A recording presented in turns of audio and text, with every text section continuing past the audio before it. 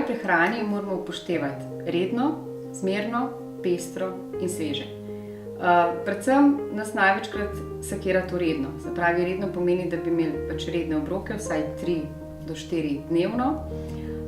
Pestro, da bi zbirali čim več različnih živil iz različnih skupin.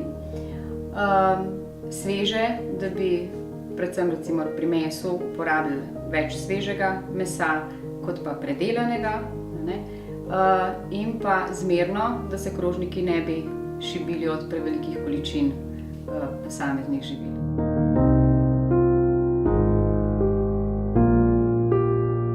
Smernice zdravega prehranjevanja vključujejo seveda tudi tako rastlinsko kot živalsko maščobo, in sicer zdrav organizem naj bi z 1/3 dnevnih energijskih potreb pokril z maščobami.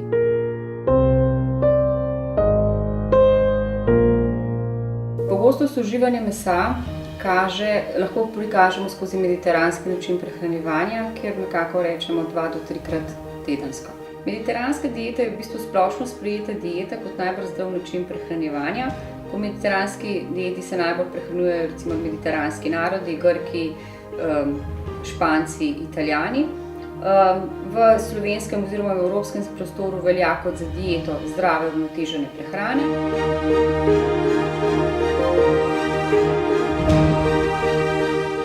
Priporočena količina mesa dnevno je približno za dlan. Ker pa ga pojemo več kot eno dlan, je torej pravilo 2 do 3-krat tedensko več kot dovolj.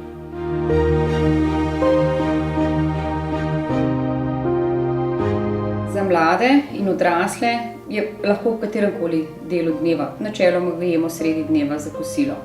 Pri starostnikih je pa pomembno, da so predvsem beljakovine in tudi meso porazdeljene v več manjših obrokov, recimo v 2 glavna med pri večerji in pri kosilu. Pri zajtrku pa nekatere pa lahko uporabljamo druge vire beljakovin.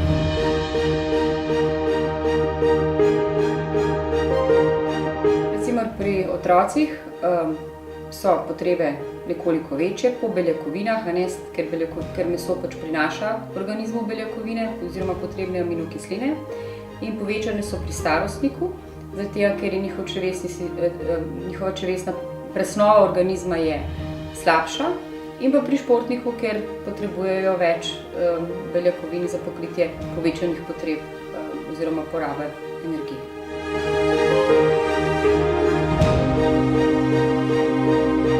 Gotovo je boljše zaužiti v bistvu pripravljeno sveže meso kot industrijsko pripravljeno oziroma procesirano meso, zaradi tega, ker procesirano meso vsebuje poleg beljakovin seveda tudi lahko veliko soli.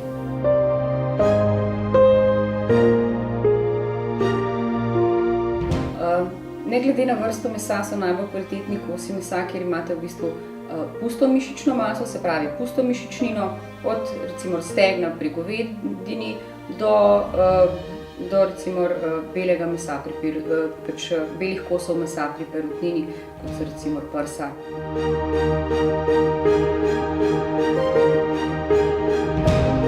Odvisno je od tega, kakšen obrok v bistvu pojemo. Če bi pojedali izključno beljakovinski obrok, visoko maščobni, bi bila ta prebava zagotovo daljša in zaradi tega tudi v bistvu smo iz enega do drugega obroka manj lačni. Če pa pojemo obrok, kjer je veliko recimo enostavnih ogljikovih hidratov pa zelo malo mesa, takrat bo obrok presnovil v urin, načeloma v uri in pol do 2.